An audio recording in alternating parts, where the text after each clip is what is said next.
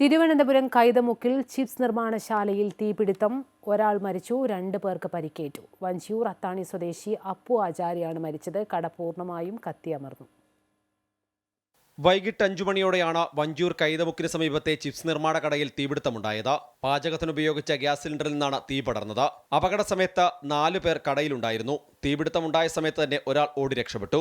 സമീപ പ്രദേശത്തുണ്ടായിരുന്ന ആളുകളാണ് തുടക്കത്തിൽ തീ അണച്ചത്.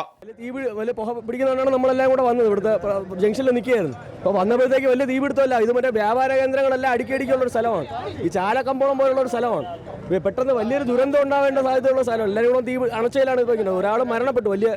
അതൊരു സങ്കടമുള്ള ഒരു കാര്യമാണ്. ഇപ്പോൾ വലിയൊരു ദുരന്തമാണ്. അടുത്തടുത്ത് ഈ പറഞ്ഞ പോലെ ചാലക്കമ്പോളം പോലെ കടയുള്ള സ്ഥലമാണ്. എല്ലാം കത്തി പിടിക്കാണ്ട് ഇവിടുത്തെ DYFIക്കാരും CIT-കാരും എല്ലാവരും കൂടെ ഓടിപ്പടച്ച് വന്നതിലാണ് ഇതിപ്പോൾ കത്തി ഇത് അണച്ചതാണ്. അടുത്ത് കണ്ടാൽ അറിയാത്. അടുത്ത ആ കത്തി അതിൽ വരെ തീ കയറി പിടിച്ചതാണ്. പിന്നാലെ 3 യൂണിറ്റ് ഫയർഫോഴ്സ് എത്തി. ഇതിനിടയിൽ പരിക്കേറ്റ 3 പേരെയും പുറത്തെത്തിച്ചുവെങ്കിലും കടയുടമ അപ്പു ആചാരിക്ക് ജീവൻ നഷ്ടമായി. അപ്പു ആചാരിയുടെ മകൻ കണ്ണൻ, ജോലിക്കാരൻ പാണ്ഡ്യൻ എന്നിവർക്കാണ് ഗുരുതരമായി പരിക്കേറ്റത്. ഇവർ തിരുവനന്തപുരം മെഡിക്കൽ കോളേജിൽ ചികിത്സയിലാണ്. 7 സിലിണ്ടറുകളാണ് ഈ ചെറിയ കടയ്ക്കുള്ളിൽ ഉണ്ടായിരുന്നത്. ഇതിൽ 3 എണ്ണം നിറയെ ഗ്യാസ് ഉള്ളതും. എന്നാൽ വേഗത്തിലുള്ള രക്ഷാപ്രവർത്തനമാണ് അപകടത്തിന്റെ വ്യാപ്തി കുറച്ചത്. തൊട്ടടുത്ത കടകളിലേക്ക് തീ പടരാതെ നോക്കാനും നാട്ടുകാർക്ക് കഴിഞ്ഞു. അമൃത ന്യൂസ്, തിരുവനന്തപുരം.